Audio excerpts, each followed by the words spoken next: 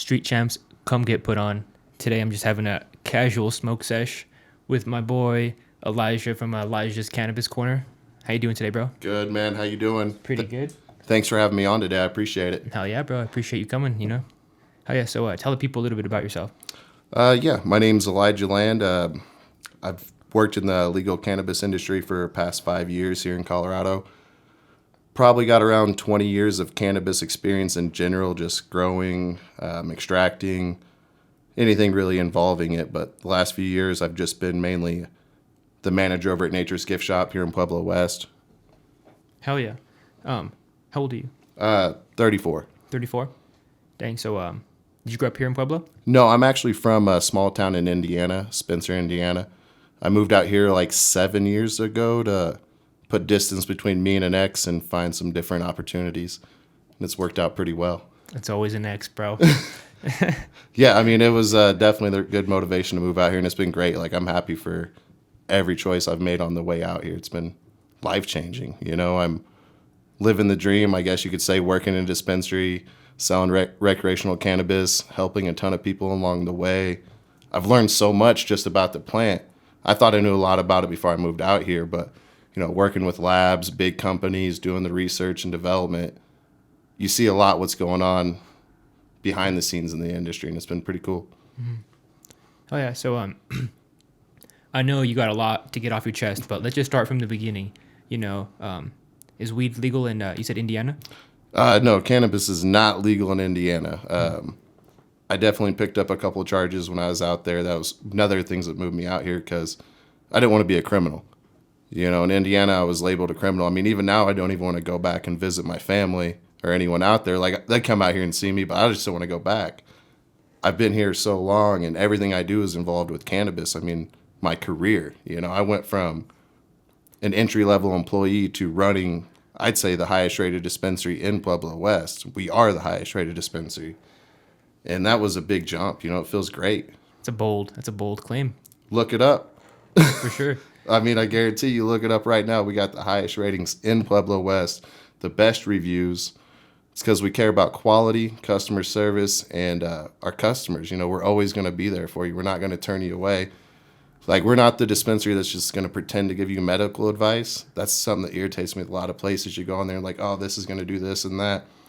We actually teamed up with registered nurses. Lee 411, you can call for free. You get real medical advice from a licensed nurse. Not just your stone bud tender trying to tell you CBD is going to fix everything. So that's something like, we're just big on doing it right. Like, everything in my store is no synthetics, no salts, no pesticides. All of our concentrates, like, the owners hand select the grams that we get in, so we do get them in from grows that I would approve. I mean, a lot goes into sourcing clean cannabis because there's a ton of, I don't want to jump too much, but there's a ton of lazy growers out there, just like cooks, farmers, any industry you're going to be in, there's going to be people that cut corners. Mm-hmm. But I feel in the cannabis industry, especially, a lot of deep pocket people that didn't give a damn about you or me or anyone else came in, wanted to grow a bunch of weed, make a gummy, make this, and just make money. That's my biggest problem with the industry, and I'm not trying to like go all over the place, but just lazy growers, lazy people that don't care about the plant. And that's ultimately what's going to kill this industry, is people that don't care. Big cannabis is going to be in here soon. Like, they're already buying up all the dispensaries in the state. I mean, there's a few that I know about, like 20 dispensaries in the last year or so. There's another one buying up a bunch of dispensaries in Pueblo West and Pueblo right now. What are they? Who are they? Cure Leaf. They're the big ones right now. They own dispensaries all over the country. Like, they're monsters. And they're just buying people up left and right. And once that happens, the quality goes down because they just start sourcing from their big corporate grows that will spray pesticides. They'll cut corners. They'll cheat test. I mean, I don't care what anyone says. There's a lot of dirty weed out there, and it gets by.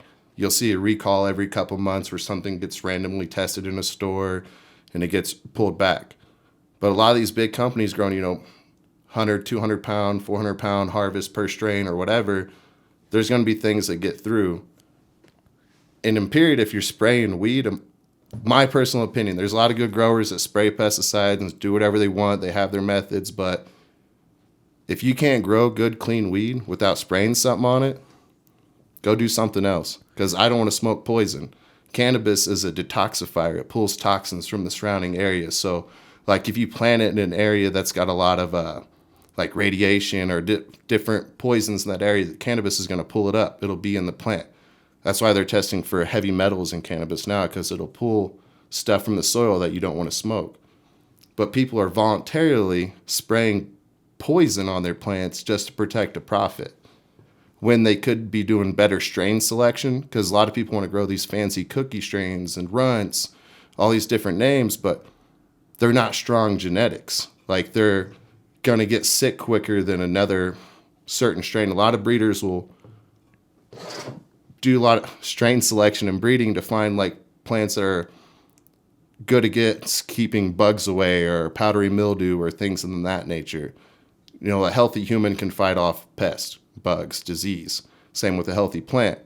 If you're cutting corners just to grow fancy cookie strains that look frosty and have high THC numbers, your plants are going to get sicker quicker. From my experience, I'm not an expert on all this shit. Like, there's a lot of good growers. It's just my opinion.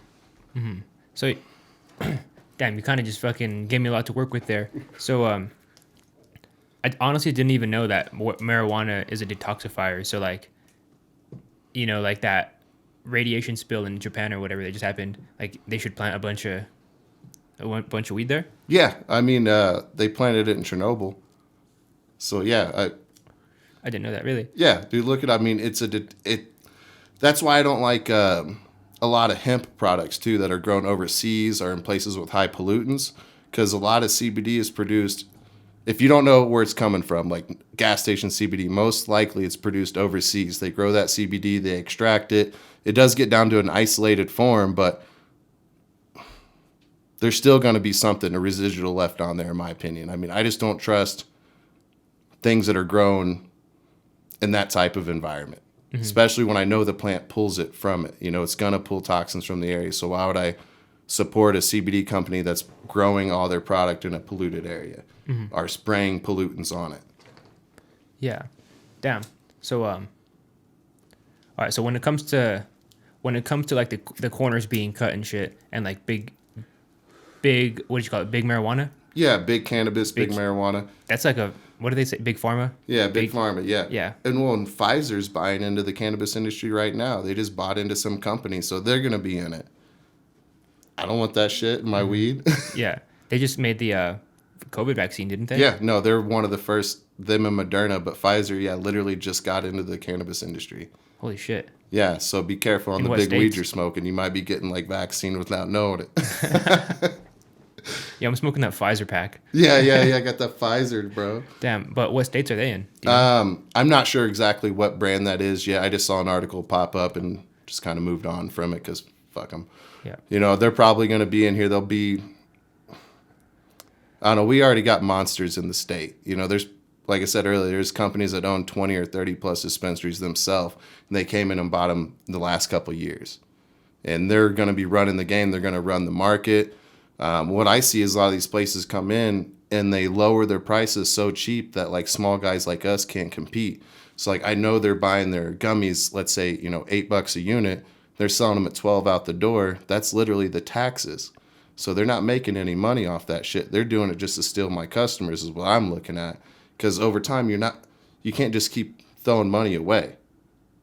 And that's what I feel like they're doing. Because I know what they pay for the shit. I talk to the same reps. I can order the same amounts. But I can't sell it at that loss.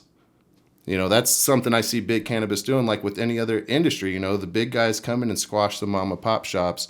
Then you lose the ability to get the quality you really deserve. Because I put a lot of effort into sourcing my flower. I go tour every facility. Whenever I buy weed, I have to meet the owner, the grower. I go to the grow. I look on the grow shelf and their pesticides, see what they spray, if they're telling me the truth. Like, I build relationships with these people. The best grow I have found in this state right now, and I've been sourcing 5 years, I guarantee no one that listens to this knows about them, unless you've been at my store. Colorado Fire Farms. No synthetic, no salt, no pesticide, owner operated, like hands down, the best weed in the state. I would put it up to up against anybody. So if anyone thinks they got better weed, come meet me at the store. I'll show you. We'll smoke and we'll see what's up. If you got better weed, I'll agree, but I don't think it's going to happen. Colorado Fire Farms, you said. Colorado Fire Farms. Yeah, go check them out on Instagram. They're small. They don't do a lot on there, but they grow fire. That's what they do. Like, best weed in the state, hands down. Yeah, I honestly I've never been so particular about my weed that I was looking for no salt. No salt, no synthetics. That means no bottle nutrients, no plant steroids, no corner cutting. Because you can feed a plant and like force it to grow fast and big pretty buds and this and that. Like when I see people do that, the buds will look great, but there's no meat to it. So I smoke that shit and I'm just like, there's nothing to it. Like I got to go smoke another one or it burns too light, too quick. Because a lot of these places that are growing it like that, they fast cure it. So whenever you buy weed, you can look, there's a harvest date on it. And with a lot of these big companies, that harvest date is like 2 or 3 weeks. You know, you got to cure weed like 2 months, in my opinion. Anyone that grows weed knows about weed, I guarantee agrees with me. You got to cure that weed to get those terpenes to develop, the cannabinoids, everything, just the whole aspect of that plant to get to full maturity. It doesn't stop once you harvest the plant. And these people are just so worried about a profit, they rush it out. And I've heard from multiple people that like come to Colorado every year, get weed, and this is their spot. They're telling me they don't trust our weed anymore because they're finding all this bullshit. The packaging is getting prettier. Fancy Mylar bags, cool logos, this and that. But the weed inside is terrible because they don't give a shit anymore, man. They're just pumping it for numbers. Like my buddy that grows with he cooked the Colorado Fire Farms. His soil's like pre-cooked a year in advance. So he's amending his soil, building it up, his own recipe. He's been working on it for a long time. You know, you can tell the work he put into it. Cooks that soil. I mean, literally just lets all the microbes break down, do what it needs to do. Plants in it, adds some compost teas, waters it, and that's it. He's not mixing nutrients every day and trying to cheat the system and give it steroids and make it grow faster, make it look prettier. Doesn't need to. It takes a little longer to grow his weed, but it's better. Mm-hmm. It's worth it. We have legal weed. Why are we smoking bullshit? Wow. I kind of see what you're saying there. That's a really powerful point you made. Like the bags are getting prettier, but the product is getting worse. Yeah. You know, I think you were kind of likening that to every other industry. That happens everywhere. Yeah. You know, it'll look pretty to the eye, but once you get it home, like IKEA, that's basically IKEA. Yeah. No, it's what we're getting to, and it just hurts me to see the industry go that way. Because like running a small mom and pop shop, we've always been deli style. We'll weigh the weed out in front of you. We teach you about the terpenes, the cannabinoids, the plant profiles. We explain what makes us different. And some people, it just blows their mind. They've been shopping for, years and never heard anyone explain it this way. They've never heard anyone like, if I have a shitty product in my store, if something got by, like this is shit. If you want to buy it, I'll give it to you at cost. Like I don't want this in my store anymore because it's garbage. Because some things do make it by. Like some cartridge brands will send you a good sample. They'll be good for 1 or 2. Then I have a customer tell me something about it not being right. I'll try it out. Garbage, get rid of the brand. Like I don't want to support people that don't care about what they're doing. Mm-hmm. Sorry, I'm going all over the place, bro. No, yeah. I mean, those cart brands, like, name some of them out, bro. I want to hear names. I want to hear companies. I'll tell you the ones I care about, the ones you should try. I'm not really trying to bash anybody, but I will say all hydrocarbon extracted carts, that means butane, propane, distillates, ethanols, any of those, they can sweep the floor, take all the trash, extract it, and make that cartridge. It'll still be purified. They'll clean it. It'll be nice. They'll add back in their food-grade terps or botanical-derived terps. We could move this, too. Yeah, thanks, bro. Yeah. But they can use terrible starting material to make those cartridges. So I'm not a big fan of anyone that has butane distillate cartridges. I won't smoke them myself. I won't give them to my mom. The new carts, and I think what's taken over the industry this year, is rosin, ice, water, heat, and pressure. No butane, no propane, no CO2. Those carts are clean. You have to start with the clean material. Has to be fresh, frozen material to make those carts work. The brand I mess with a lot at our store they're great friends of mine. I love these guys, Infinite Melts. They Shout out them. yeah, check them out. Infinite Melts, Trichome Sauce on Instagram, Chef Sean Wilder, Cannabis Dreamer. Trying to think, there's a whole crew, man. They're all great. Those are all good people. But Trike Sauce, he makes the rosin. He's the artist. I mean, that dude is a true artist. He's humble as hell. He'll probably be embarrassed I even brought him up, you know. But that dude's the shit. He knows what he's doing. But he makes those carts. And they're just so clean, man. Like, that's all I'm going to smoke if I buy a cartridge. I get samples of these hydrocarbon ones. I'll try them out, but I usually give them away. It's like after I've sampled it and see if it's good or bad or how it works, you know, for the store, I'm just going to give that shit away because I'm not smoking on that all day. Mm-hmm. And my goal is by the end of this year is to have none of that in my store, have solventless across the whole store. That's a big push. I'm still like, I got a lot of things to move around to make that work, but yeah. But when it comes to price point for solventless, how much is the lowest you can get down for a person out the door? For a solventless cart, the lowest I can do without any discounts, like just regular price, would probably be 56 out the door. But we are working on another line of solventless carts. I'm trying to get them to use like sun-grown flower. It's got to be from a good greenhouse or a good outdoor grow. You harvest it early, like the rosin I showed you. You know, that'll make fire carts. Fire. So we're just trying to find a way to make a cheaper rosin brand, and that's or not brand, but product line. So we're working on that right now. But the price is always going to be different. You know, you're paying for the quality. Like just like when you go to a liquor store, you could buy bottom shelf liquor, top shelf liquor. You know there's going to be a difference in taste and a difference in input material and the quality checks that go into it. So it's worth it to buy the rosin. Yeah, I'm typically fucking Fireball or White Claw, bro. You know. You a big drinker? No, not a drinker at all. No? No, I can't even remember the last time I've had a drink, man. I just smoke weed. Really? Yeah. Wow. It's just, I don't know, much easier on me, man. I can socialize and go out and get high with just weed. And now that it's legal shit out here, I can go out anywhere. I can eat my gummies when I go somewhere and be high as hell. I don't need to be drunk. I feel much better the next day. Mm-hmm. But to each their own. For sure. You know, and what about Indiana? Do most people drink there, or are people smoking under the table? Oh, there's a lot of smoking, a lot of drinking, a lot of meth. I mean, just like everywhere, there's a lot of problems. But I was from like a small town, Spencer, but we had a college town, Bloomington, next to us. So there was a lot of weed.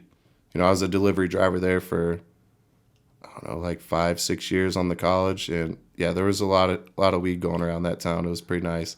Like what kind of delivery driver? Oh, pizza. Oh, hell yeah. Yeah, dude, it was fun. It was one of my favorite gigs. I mean, I used to drive around, smoke blunts, sell weed, show up at like different fraternity, sorority parties. Just, it was lit, dude. Like, it was a fun little time back then. Made a good little pocket. Fuck yeah. What's like the craziest thing you walked in on as a pizza delivery driver?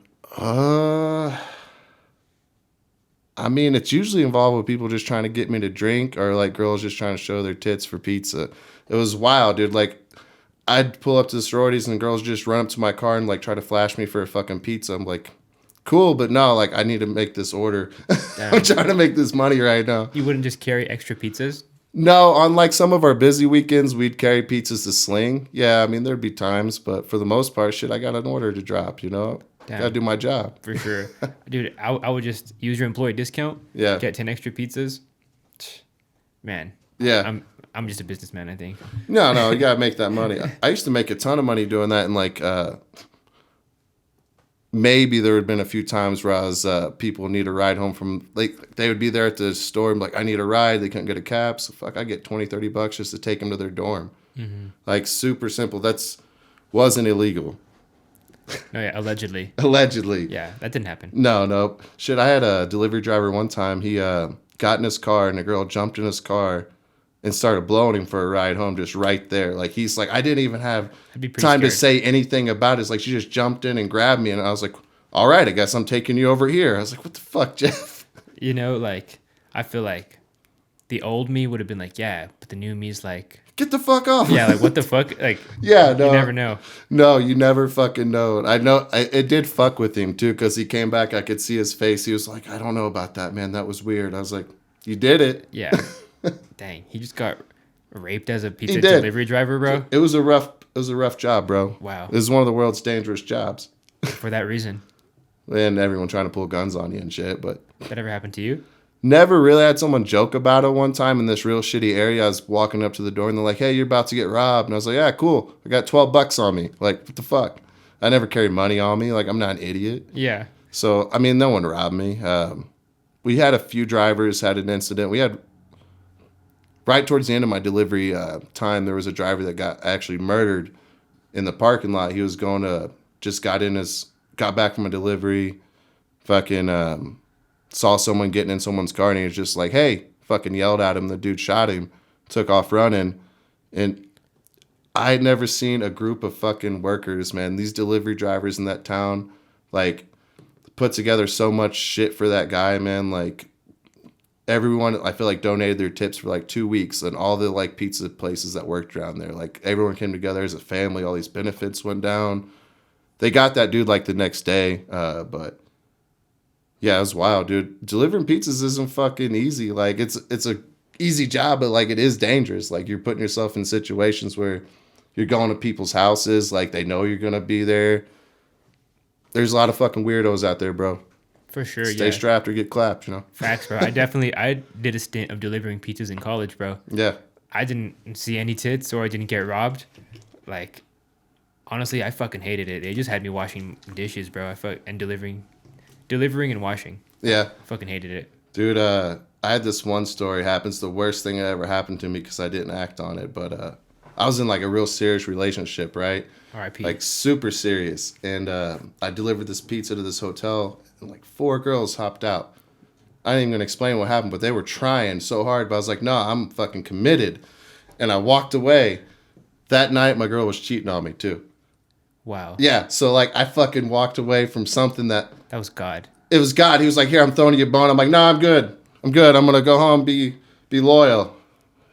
Dumb as fuck. Yeah. God was like, bruh. Yeah, that was towards the end of my delivery time. I was like, "This isn't for me. I can't fucking handle this anymore." How old were you when you moved to Colorado? 20. What am I? 30. 27, I think. So yeah, about 7 years. Did you graduate high school? Yeah, well, I got a GED. I went to work right at, like, real early. A lot of different things going on, so I got a full-time job. Fucking took care of that. Like, I've been raising my nephew since I was like 14. Oh, really? Yeah, my sister's still in the picture, but he's always been there at my house. I've always taken care of him. So, like, I don't know, I had a lot of responsibility as a young person, so took care of him. And then there's the other nephew and niece I kind of watch out for. She's got those, but I don't know. I've always had a lot of responsibility, like, kind of the designated rock of the family at an early age. So, like, I took care of kids, mom, dad, nephew. Like, right now I got my mom and dad that moved in with me like 4 years ago. They sold their house in Indiana. They got sick, and like, I just couldn't leave them out there. So they moved in with me. Nephew moved in with me. Fuck, my niece is gonna move in with me, I think, this next week. I'm running out of rooms in the house. I'm about to get a van and leave outside or some shit. But you gotta take care of your family. For sure. So yeah, like, going back to school, like, I don't know, I got a GED, got a job, started hustling. I just always worked. Like, I've always been that kid that worked 40 to 60 to 70, 80 hours a week. Like, no joke. Like, if I wasn't working one job, I had 2 jobs. Hustling on the side. I mean, you got to make money, so always made money. Wow. How old was your nephew when you started taking care of him when you were 14? He was probably 2 or 3. You know what I mean? Like, it was a family effort. Like, my mom and everyone was there too, but like, I've always been the provider for him, I guess, the role model, the bad guy, I guess, the one that's got to put him in check. Mm-hmm. So yeah, I mean, I was young, 13, 14 years old. He was, yeah, probably 3, 4. Yeah, he's a real prick. No, I'm sure I love him. He's a good kid, man. He turned 21 this last year, so it's cool. I got to watch him. He graduated during COVID 2020 over here on the, Pueblo East? Yeah, it's where... Eagles. Eagles, yeah. Oh, yeah. Congratulations. Yeah, thanks, man. It was good. He had a... Not to you, to your nephew. Oh, yeah, no, man. He worked his ass off for it, bro. Like, he really did, man. He had a hard time in school. Like, a lot of transitions, a lot of this and that, and he fucking killed it, man. I'm so proud of him. He just needs to get a job now. For sure. But, it sounds like you have a you have a lot on your mind, bro. Yeah, I Through mean, all that. you got to keep your mind busy, I guess. I take on a lot. That's my biggest downfall, I guess you could say. I feel like I can shoulder everything, so I do. Mm-hmm. Do But you? Oh, I'm sorry. What are you no, saying? I was gonna say, but what are you gonna do? For sure. Do you feel like smoking helps you deal with like all these things in your life? You're just like, dang, you know, I would just smoke a joint about it. Fuck yeah. No, smoking helps me a lot. I mean, because I am stressed out a lot. Is a lot of stress I put on my own plate, but I handle shit real well. Like I'm real proud of my mental stability. It's something I'm blessed with, because a lot of people, a lot of stress eats up at them, and fucking I can see it tear them apart, even just a little bit of stress. So I do think cannabis has played a huge role in the way I handle things because I have an observer outlook on things. I can sit back, even watch myself, and see what I'm doing to kind of get a better feel for it and see the bigger picture. So yeah, if it wasn't for cannabis, I don't know how I'd put up with this shit right now. For sure. So for the people that are gonna say like, this guy's addicted, do you feel like you need it? No, no, I don't need anything. That's the one thing a lot of people got to realize. You don't need shit. A lot of people want it. I want to smoke weed because it helps me relax at night or it helps me get up in the morning. But fuck, I can quit it. I've done it. I've had tolerance breaks or like had choices where I had to quit smoking. Like in Indiana before I left, I got a cannabis charge. I was at the lake swimming, tripping on some mushrooms, having like a grand old time. Didn't do anything wrong, right? Perfect day. A friend came down there, handed me a pipe. I hit it. Cops came around the corner. Felt super suspicious. But either way, Like he set you up? no, I don't think they set me up. I just think they were real fucking stupid. She's great. Not talking shit, Holly, if you hear this, but I feel like you were real dumb on that one. Fucking handed me the pipe, and like I was tripping balls. I mean, I ate like a quarter to half ounce of mushrooms that day. I did drink a beer. That was the one, probably the last one I had. But anyways, I got arrested. Had to go through all that. Cost me like $3,000 in court fees and probation and this and that. But when I had to go to their IOP classes, you had to say you was addicted, give up to a higher power. I fucking refused all that. I was like, I went to class. I told her, I was like, I'm not going to smoke weed anymore because you guys don't want me to, and you say it's bad. After this, I'm moving to Colorado, and I'm going to get a job and live out there. And she was cool. She's like, yeah, go do that. But she drug tested me all the time when I was there, and I passed every one of them. She'd always tell me part of it was you had to submit to a higher power. Nope. I fucking quit weed on my own. I can stop anything I want to do. If I want to stop drinking sodas, water, it's my choice. Fuck, man, you got to be in control of your mind. Don't let anything else control you. You can fucking quit whatever you want. People get want and need fucked up all the time. Mm-hmm. Long-winded answer, bro. No, for sure. But there's gonna people like in states like Indiana that are gonna be like, these potheads are basically meth addicts. It's gonna be really different to hear someone talk about they're not addicted to marijuana. Yeah. It just helps them. Yeah, I mean, it helps just like a lot of people take fucking any type of drug, Advil, drinking, wine, whatever, it's just a way to relax. Like, I love cannabis medicinally and recreationally. I smoke it for medical purpose and to get high. Like, I got a bad back, 2 deteriorating discs in my lower back, degenerative arthritis, a double hernia. Like, I fucked my shit up the last few years. Like, I'm in pain, but I don't take any pills. I go to the doctor. If I go to the dentist anytime, dude, I do not accept any pain pills whatsoever. Fucking never. I can't say never have, but in the last 20 years, never accepted a pain pill. Fucking weed only. I don't need it. Pills fuck me up. If I eat like one Lortab, like when I was younger and I'd eat them, I'd get sick. Like I'd break out in fucking hives on my back and shit. A what tab? Like a Lortab, Vicodin, pain pill, whatever. That's what they were called when I was. Laura Tab. Laura, I know I never fucking heard that. Good, man. That means you're a good kid, man, because you don't fuck with pills. They're stupid, dude. People fuck their whole lives up on that shit, dude. Oh, damn. It's a gate. Like, when I was in school, a lot of kids were getting into pills hardcore, and, like, I saw a lot of kids go into pills, heroin, meth, all that other shit. I've always smoked weed. Like, that's been my fucking thing. I've done mushrooms, acid, hallucinogenics when I was younger. You got to experiment, I guess. But I've never been a daily user of anything but cannabis. And I do use a lot. If you hung around me, you'd probably say this dude's fucking addicted to weed. He smokes it all day long. No, your joint has been burning for 30 minutes. Yeah, these usually burn for like an hour or two. That's fire. Yeah, it's a log of rosin down the middle of my homegrown Prana. Shout out to Gage Green Genetics for that fire ass genetic for sure. Prana. Hell yeah. Yeah, could I check out that flower one more time Yeah. for the camera? Yeah, dude, that shit looks so fire. And that's just some outdoor. That was a plant that did like, I'd say 4 to 5 pounds. One outdoor plant this year. Could I roll one up of it? It's fuck yeah, dude. Hell yeah. Here, you want to hit this? Sure. I didn't mean to just hold it over here, but No, I mean, I got these honest blunts over here, but man, you got everything's better than mine. I wouldn't say that, man. I just like good weed. And I was blessed this year with my harvest. I mean, fucking blessed. Did you want the rosin? No. Sorry. Oh, you good? You were blessed with your harvest this year? Yeah, real blessed. Like in Colorado, I can put 12 plants outside. Fremont County lets me do that. I have it Fire. enclosed in a nice little fence, which blew down yesterday during those windstorms. Damn, shout out Colorado. Yeah. But no, 12 plants.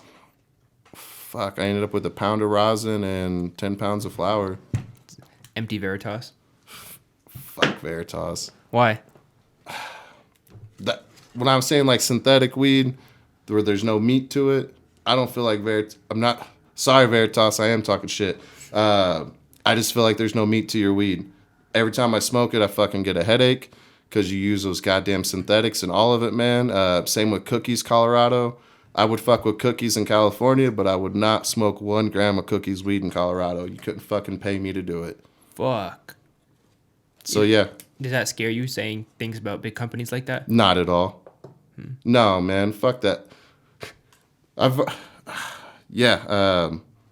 already turned down a fucking partnership with cookies fucking on the East Coast. Damn, this is sticky. Yeah. I had someone complain about it. I gave some to a buddy of mine the other day. He's like, man, this weed's too sticky. I was like, that means it's not dried up like all the other fucking weed out here. I keep my shit in a jar. Yeah, that's sticky. Fucking, I couldn't even break it up with my finger. No, you'll end up with like hash hands, man. It'll be all over. That's insane. This is Prana. Yeah, Prana. Gage Green Group. Go check them out. They got legendary genetics. They're the ones where if you guys want to check out the first episode of my podcast, it'll fucking tell you the story of Cookies and Gage Green and how Cookies is really some fucking dirty snakes. Damn. So, yeah, let's get into your podcast. So that's the first episode? Yeah, I interviewed Michael Fang and Jeff Selzer from Gage Green Group, which they've recently split, so it's just they've got their own thing going on. But yeah, in that interview, they really get into like their beef, you know. And right now, there's a lot going on, so I don't want to speak too much of it. Just go check that episode out from what they say. I'm gonna get Michael back on the podcast here soon. He's been wanting to get on. I've just been so fucking busy lately. But yeah, just going back to supporting the right companies. There's a lot of snakes, a lot of snake oil salesmen out there in this industry, a lot of people that don't give a shit about the end consumer. And that's what I want to make sure everyone knows and knows what they're supporting when they buy from these big companies. If you buy an edible or a vape pen from these big monster companies, you're supporting the lazy growers that don't care.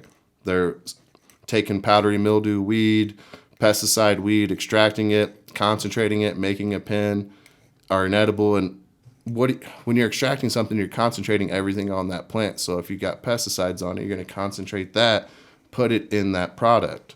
It's still going to pass testing because the levels are going to be this low or that low. But just to like give everyone an insight, like Colorado, I believe used to be 5,000 parts per million of solvent left in your product. That's a lot of solvent left in your hash oils and your pens and your edibles. They cut it down to 500 parts per million of that butane like 3 or 4 years ago, but still, like that's still a bunch of shit in your product. I know it's not a lot, but if you're buying rosin, you're not getting any of that.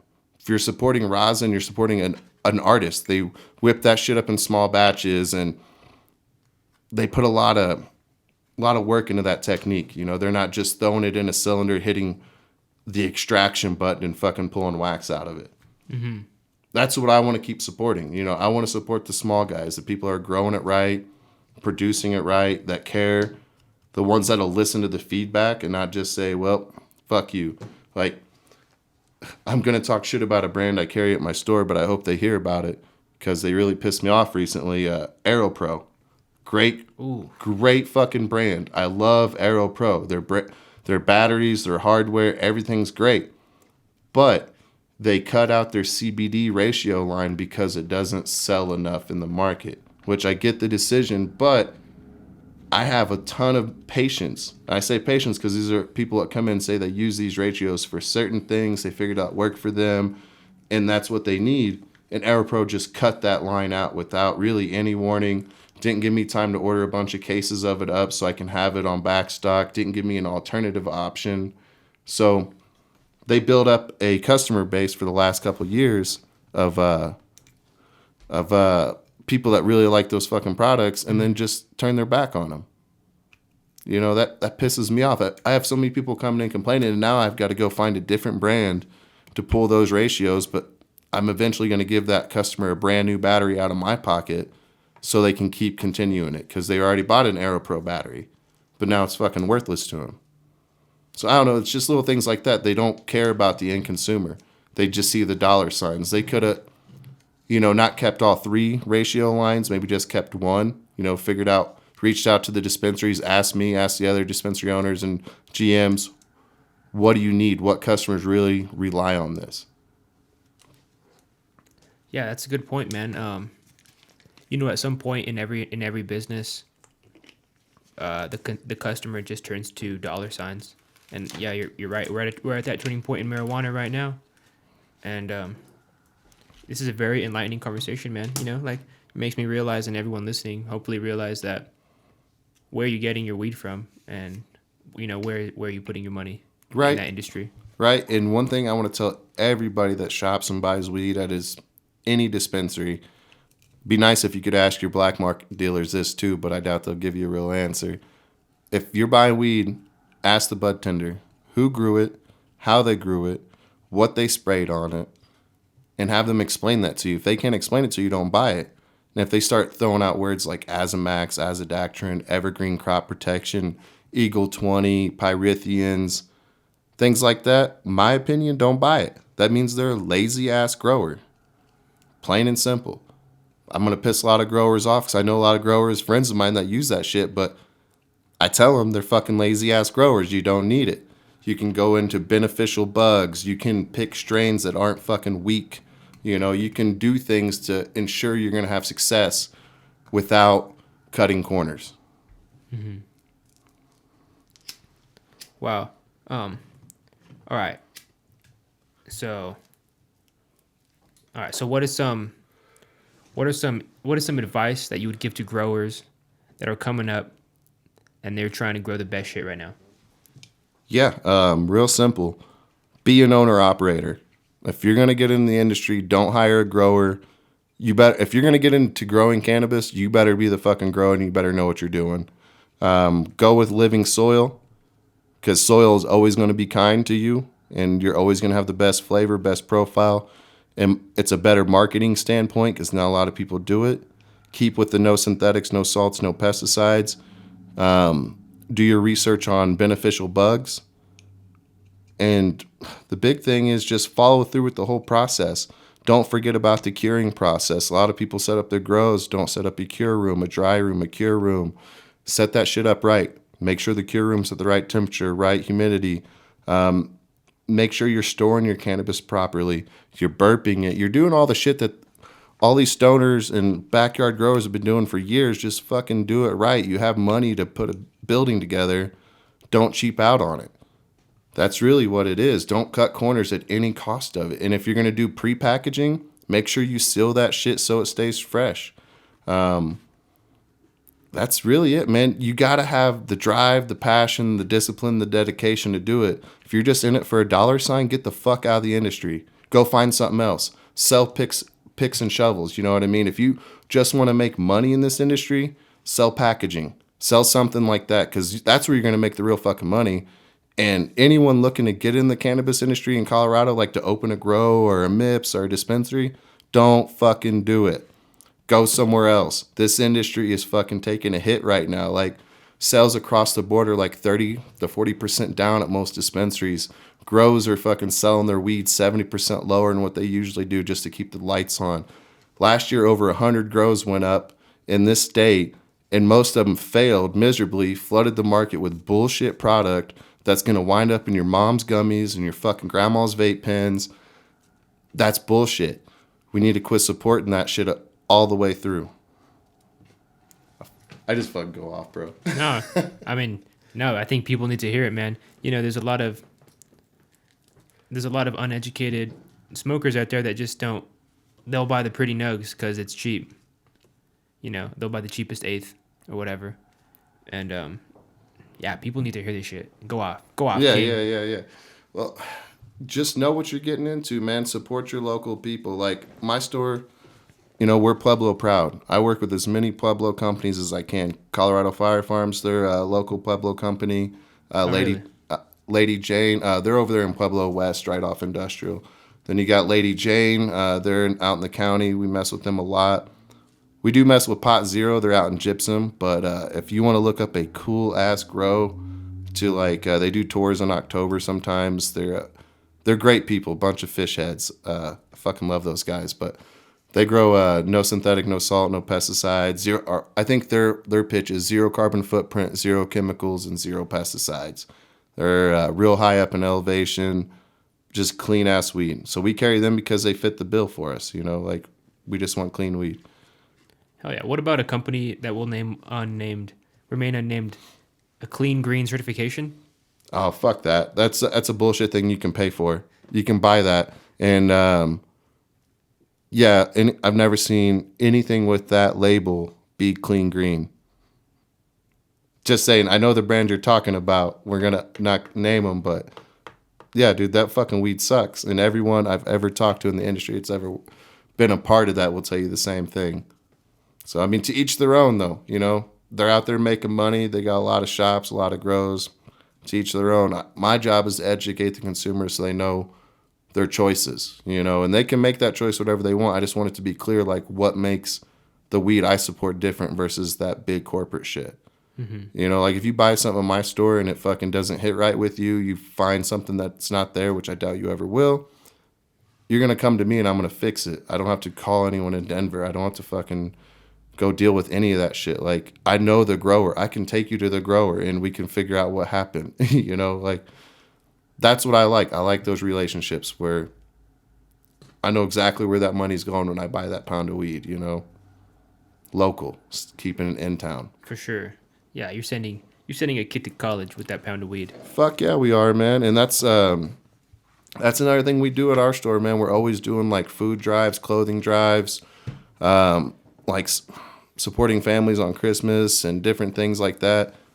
We just want to make sure we're always there. So like my customers know when they come in, like they can reach out to us. I think I always fucking catch them off guard because they'll be opening up to us and tell us some shit. I'm like, hey, if you really need something, let me know. Like, we'll put something together. We'll put a jar out. A fucking team will put some money together. We'll fucking do whatever just to make it work. Because, like, that's our neighbors. That's our people, you know? Like, we've built such a loyal customer base up at my dispensary, dude. It fucking almost makes me cry sometimes, the shit they say to us, you know? Like, we're small, but people always say, like, this is the only place I fucking shop. This is the only place I come to because you all take care of us. You listen to us. Like, I got a dude that comes in. He's a vet. I fucking love this guy. Matt, I hope you listen to it, dude. He'll come in here and hang out with us for like an hour or two. Just hang out and shoot the shit with us, dude. He's always apologized, like, I'll leave. I'm sorry. I was like, dude, another customer comes in. I'm like, you just stand here. I'm going to go help him out. Then we can go back to shooting the shit. You know what I mean? Because he needs that shit. You know, he's fucking, everybody needs a little someone to talk to. Oh, yeah. We're the modern day fucking bartenders right now, man. Like, in my store especially, man, I know everyone's been in a dispensary where you walk in, they're like snapping their fingers. What do you want? Let's go. Like, they don't have a fucking time in the world for you. That was my first experience at a dispensary in Denver, 2013. I think, I don't want to name them. They were cool, but like, I felt like I was rushed. I didn't get to look. I didn't get to educate myself or learn anything. So we don't fucking do that. if you walk in my store and you want to hang out for 2 hours, smell every jar, fucking look at every gram of concentrate, talk about every individual chocolate bar, we'll fucking do that. I don't care. Like, we'll make it work. I want everyone to feel comfortable when they walk in my store and know that they're part of a family and not just a number. Like, we know everyone by name when they walk in that store. Do you want this? Yeah. You just hold on to it. Here, hit this thing. It's still rolling. What's that, like an hour now? Hell yeah. Yeah, about 45. Nice. Hell yeah. Yeah, man, I think that's anyone that's been to a dispensary can appreciate that kind of mindset, because everyone that has been to a dispensary has experienced, like, yo, what do you want? And then, like, you tip them like $1 or $2, they're like, they just give you that look. They're like, it's like, bro, like, that's all I got. Right? No, fuck. I always tell anyone when they try to throw a tip in a jar, because, I mean, I normally don't keep one out too much. Because I'm running the store, I usually just pop it in off the shelf, off the back office. But I'll tell them, like, dude, just come back in and see us. Fuck, man, just come back. You ain't got to tip us. Like, that's cool. My bud tenders appreciate it, but really just want you to come back. I know a lot of these people, I can see it where they're struggling. They don't want to leave a tip. Like, a lot of people, times are fucking hard right now. Like, I pay my employees well. Like, those tips are great for them. They're probably pissed I'm saying it, but they don't fucking need it. Like, if I know a customer's coming in, they got $20 and that's all they got, dude, I'm going to fucking give them the best deal at $20 out the door, so they're spending their money on something they need. I'm not trying to beg for their fucking tip money. For sure. Yeah, man. So other than your customer service and your flower choice and, like, your exclusivity, what differentiates you from every other dispensary in Pueblo? I mean, my team. Like, I got the best fucking team in the industry, man, hands down. And I guess that goes back with my customer service, but right now I got a team that are fucking there for the company. You know what I mean? It's a family. So, I mean, that's what I feel. I know everyone's got that. Everyone's got a family at their dispensary, but I don't know, man. I got something special right now. Like, I got people that I know I can count on. I mean, they're covering for me right now so I can be here. Hey, they're good people, man. Shout out to Josh, Seth, and Ryan. Those dudes are fucking legit, man. Ryan's got the best one-liners in the state. Motherfucker can come up with a joke like that all the time, dude. I tell him he's my favorite because of that. They're all my favorites, but that dude's the funniest fucker there, dude. Love that guy. Is he a working comedian? Is he working on a stand-up special or what? No. I'm trying to, like, encourage him to do it. Hell but yeah. No, he's a good kid, man. Right now he's focused on learning everything. I'm trying to, right now at the store, I'm trying to make sure everybody can do everything. Nobody's above anybody at my store. Anyone can open, anyone can close, anyone can fucking accept orders or do whatever. We're all on the same playing field. So I think that's what makes us special too. There's no egos. Like, we're all there together as a team. My boy Seth, if you guys ever see him at the store, he'll talk to you for a fucking hour and a half. He'll make you feel like family. You know what I mean? I had a person this is so fucked up. I love it, right? Well, it's not really fucked up. It's just you don't hear this shit much. You know what I mean? Like, yeah. Tell me any other dispensary has had this, and maybe I'll shut up. But I actually had a customer write me a card, 2 cards, one to Seth and one to me, telling me how great of a bud tender he was and how special he made them feel and how he helped them find the best product that, like, changed their life. Like, I mean, this in-depth fucking full paragraph card about how special the encounter was at our dispensary. Like, I've never had that shit, Like, it just meant so much that this person went home. Their experience was so great. They had to fucking write us a card. Mm-hmm. Like, I don't know, man. I don't know too many businesses, dispensaries that get that type of love. There might be, I got fucking customers, my customers spoil me, man. Like, this one, I love her so much. I won't say her name, but she brings this thing of, like, homemade cookies all the time, dude. Like, I literally have probably gotten, like, 7-8 dozen cookies, like these fucking fat ass homemade thick boy cookies. I mean, goddamn good. Fucking spoiled, man. Like, I love that part of the industry, like the family part of it, but watching how it's evolving right now does scare the shit out of me. Mm-hmm. Because the big boys are coming in. They're going to fucking start squashing us. We can't compete with prices. And that's why our niche has always been the same as quality. I think it's only going to keep me alive when I'm surrounded by big corporations that can do half the price. they're going to cut their prices in half. We're only going to keep afloat because of the loyalty. Like, I do have customers that say they won't go anywhere else because of us. They're like, we go get cheaper weed down the road, but we come here. They want to support us because they know we support them. Like, and that's true. That's always been true for us. Wow, man, that's powerful. All right. So is there any future plans that people can look forward to, from your store or you? Anything you want to shout out? Yeah. I can't really give out all the details, but this next year at Nature's Gift Shop is going to be a big year. It's going to be a big year for us. We're going to be put on the map, I feel like, larger than we ever have been. People are going to know our name outside of Pueblo and Pueblo West. And all the work my employees and my team has done is just going to speak volumes this year. I'm real excited for this coming up. And pay attention on the East Coast. I got a few things going on out there. So I'll definitely be dropping those out on the Instagram, letting people know about them as they come on. But probably around March or April, I'll be letting some news go about that. So just trying to diversify and get things going. I want to make sure.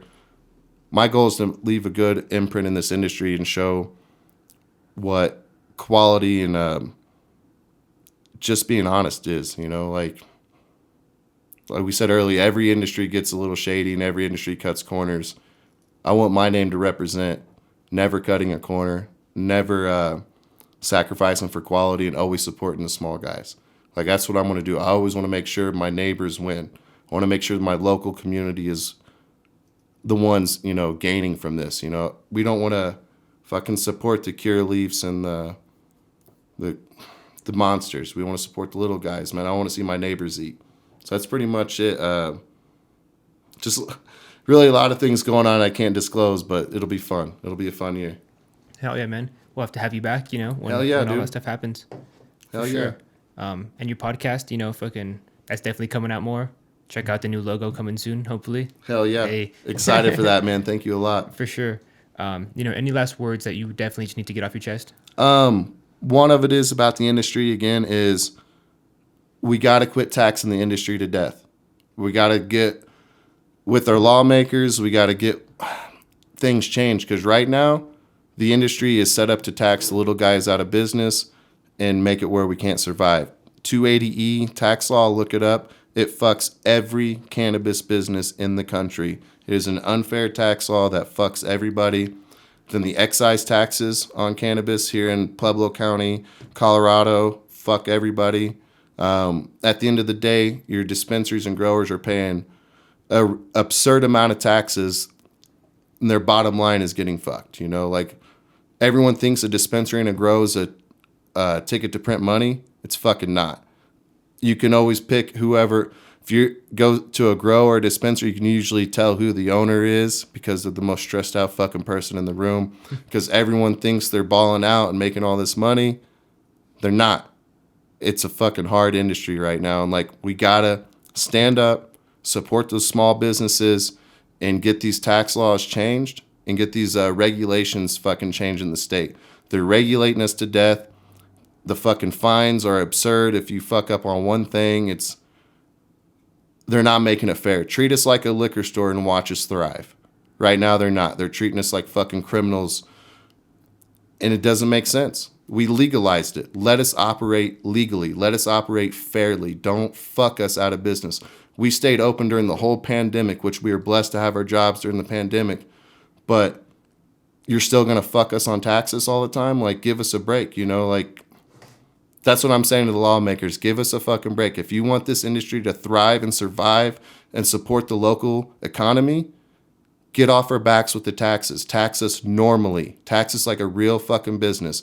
It's already hard enough to run a small business without added taxes and fees on it every year. Then they want to add more testing, more this, more that. Yeah, that's it. That's really all I got to end with is let us operate like a regular fucking business and watch us thrive. Because right now you got people throwing away their life savings thinking they can jump into this industry, realize a year or 2 or 3 into it they can't, and then they're fucked. Mm-hmm. So yeah, that's it, man. Wow, man, that's a powerful point. That joint's still going. I love it. It's still going, man. It's still going. All right. Do you want to shout out your social medias to the camera one more time? Elijah's Cannabis Corner on Instagram. That's really the only one I got going right now. Definitely check out Infinite Melts, Infinite Gummies, Chef Sean Wilder, Trichome Sauce. Colorado Fire Farms. If you want to see the best fucking weed in Colorado, Colorado Fire Farms. Come to my store. Gonna cop some of that myself. Yeah, come into the store at Nature's Gift Shop. We'll hook it up. Strawberry float, cookies and cream, watermelon soda. I mean, he's got funky ass strains coming down all the time. That's what you want. We'll hook it up. Fuck yeah. Hell yeah, man. Thanks so much for coming, bro. Dude, thank you so much for having me on, man. I really fucking appreciate it. Hell yeah, and you'll be back. Oh, yeah, I'll be back, dude. And I'll get you, once I get my podcast going again, I'll bring you on. Like I said, it's not as sophisticated as yours, but... Can't wait. I can't wait, bro. It'll be dope, We'll man. be in your car smoking a fucking big-ass log. Hell yeah, that's the way we do it, man. Hell yeah. All right, guys. This has been Street Champs. Like, comment, subscribe. Follow us on Apple Podcasts, Spotify, and now Google Podcasts. All right, guys. Thanks so much for listening. Peace.